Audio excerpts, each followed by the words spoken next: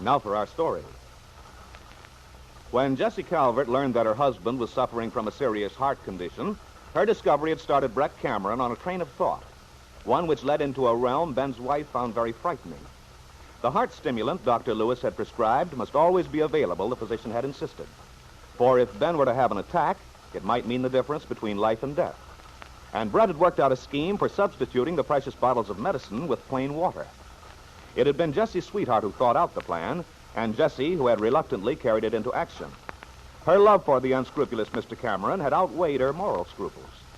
But they were still far from success, Brett said. Unless something were done, it might be months, even longer, before Ben would suffer an attack. He demanded that Jessie think of a way to speed things up. Well, today, Jessie is driven to Brett's cottage near the river. Jessie, you must have something up your sleeve. You have that self-satisfied look. Oh, why shouldn't I? I've been working like a beaver, and I found out just what I wanted to know.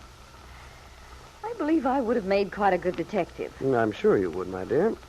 However, I prefer you in a less professional role. Well, believe me, it isn't easy to get people to tell you things without their realizing. But I managed it. And what did you find out?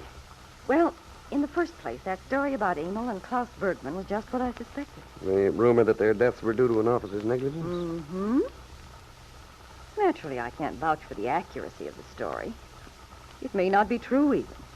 Well, I'm sure that sort of thing must be exceptional, but it doesn't particularly matter whether it's actually true or not. No. The main point is that the Bergmans believe it, if they do. And that's just it. I talked to quite a few people around town. Everyone says they're very bitter.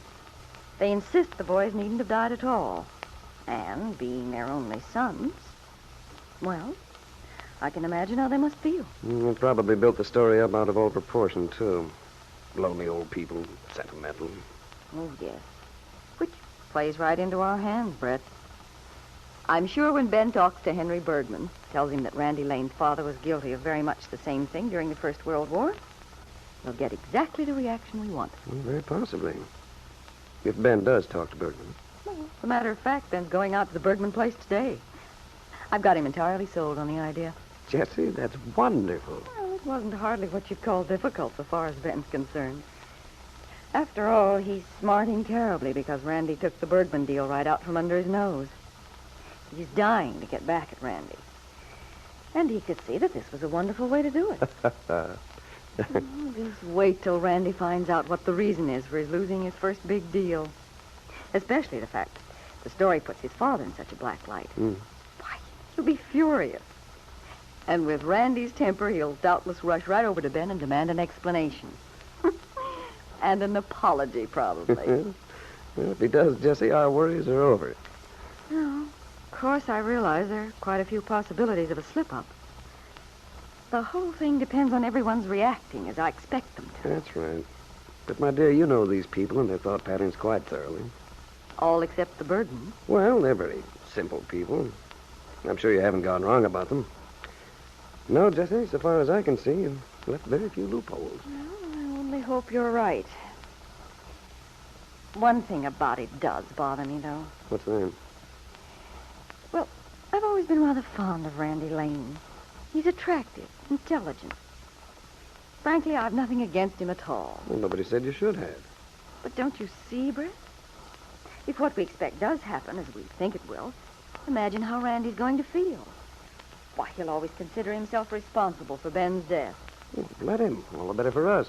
Oh, but it's so unfair. Besides, Jessie, Randy needn't feel distressed, regardless of what happens. He's probably justified in confronting Ben, resenting the fact that his father's good name had been questioned. Ben happens to have a bad heart. It's not Randy's fault. And if he dies... Don't, Brett, please. Well, Jessie, don't be so inconsistent. You arrive all elated because of what you've worked out, and then you start to cringe at a word. I can't help it. I keep wondering how we'll feel, knowing we're the ones who caused it all. My dear girl, we won't have caused anything. Well, how can you say that? We're the ones... Look, Jessie, all we've done is to take advantage of an inevitable chain of events. We didn't create that chain, or even one single link in it. The Bergmans' bitterness about their losing their sons, did we cause it? No. Are we responsible for Ben's having a bad heart? Oh, no, of course we're not. We certainly have nothing to do with the bad blood between your husband and the Lane family. You admit that, don't you? Well, yeah. Well, there you are, then. Why should we torture ourselves with self-accusations? Well, put it like that. It's the only sensible way to put it, my sweet. Just you forget your foolish fears. Remember, it's all inevitable. Inevitable. I wonder. I still say we can't be positive about the Bergmans, regardless of what we think they'll do. Ben's wife was silent, wishing she could visualize the scene which must be taking place between her husband and Henry Bergman. Suppose Ben had changed his mind. Perhaps he hadn't gone out to the Bergman place after all. But Jessie's fears were needless. At that same moment, Ben Calvert sat in the neat parlor of the Bergman home in conversation with the kindly old man who was to be an innocent factor in Brett Cameron's scheme. Henry, you've known me for a good many years, haven't you? Yeah, that's right, Mr. Calvert. Ever since Louisa and me came here to Wakefield. Let me see. This is 12 for the 13... Excuse me, I mean 12 or 13 years now. 12 or 13 years. It's a long time, Henry. You get to know a man pretty well in all that time. Ah, yeah? So I think you must know me for an honest man. I don't pull my punches, Henry. You ought to know that by now. You never did me any harm, Mr. Calvert. I should hope not, nor anyone else in this community. That's why I came to see you today. There's something you might be interested to know. I felt it my duty to tell you. Something I must know. But I don't understand. Oh, well, you will in a minute.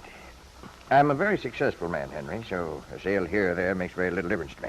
I mean, I don't want you to think my coming out here has anything to do with the fact you decided you wanted someone else to sell your property for you. That's not the important thing. Something important? About selling the farm? Indirectly, yes. When you and your wife received word about the boys, Henry, no one in Wakefield, I'm sure, felt your loss more deeply than I did. They were fine sons. I know how you must have suffered when you heard they'd been lost overseas. They were all we had, Mr. Calvert. I shared your sorrow at the time, and I still do. Especially, I know how bitter you must have felt, knowing their deaths were unnecessary. Knowing that they died because of another man's cowardice. If you don't mind, Mr. Calvert, it is very painful to talk about it. I'm sorry, Henry, but there's something you don't know. It's about Randy Lane's father. His father, Mr. Calvert? I didn't know him. But Randy is a fine boy. Louisa and me, we both like him a lot. He reminds us of our own. I wonder how you and your wife would feel, though, if you knew Randy's father was guilty of very much the same act of cowardice which caused the loss of your own boys, of Emil and Klaus. The same? You mean he was a coward? Yes, Henry. He was an officer during the First World War. And because of cowardly negligence, well, many of his men paid. You know this is true? Randolph Lane and I were in France at the same time during the First War. I know it's true, all right. I see. And since you're doing business with his son, presumably on the basis that he's a veteran, I thought you'd want to know. Maybe Randy has something in common with Emil and Klaus, but his father, well, he certainly had plenty in common with the officer who was responsible for your boys not coming home. To cause a death or fear for oneself, there's no excuse. None. That's how I feel, Henry. I think of my boys. They were so young. They were good boys. And then to die for nothing. This I cannot forgive. Nein, I cannot. Naturally. No one can blame you. There are many things a man cannot forgive in his heart, Mr. Calvert. Many things. The old man's kindly face, ordinarily more accustomed to revealing sorrow, was set in anger now. Studying him, Ben Calvert told himself his purpose was accomplished. But I wonder, Ben, if you are right. Perhaps Henry Bergman's anger is directed toward a man who deliberately stirs up old hatred and bitterness. Perhaps he suspects that your true motivation is the desire to strike back at Randy Lane,